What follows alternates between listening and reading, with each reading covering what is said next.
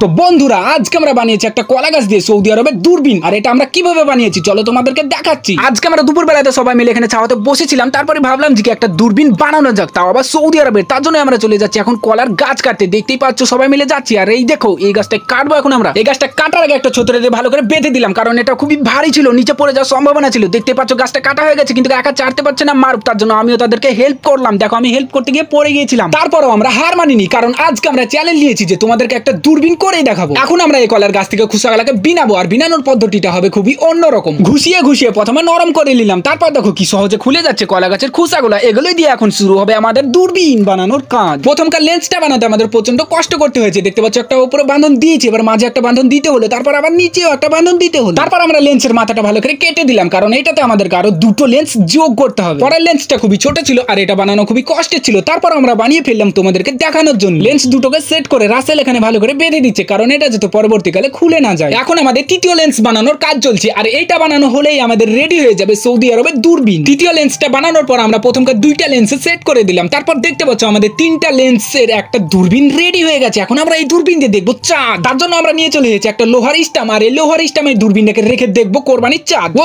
Set, লোহার স্টামটা ভেঙে গেল, তার জন্য আমাকে এই পদক্ষেপ নিতে হলো তোমাদের জন্য। এখন আমাদের চলে আসছে দুবাই হাবিবি। হাবিবি কি চাঁদটা দেখতে পেলো সেটা দেখার জন্য আমার চ্যানেলটা সাবস্ক্রাইব করো।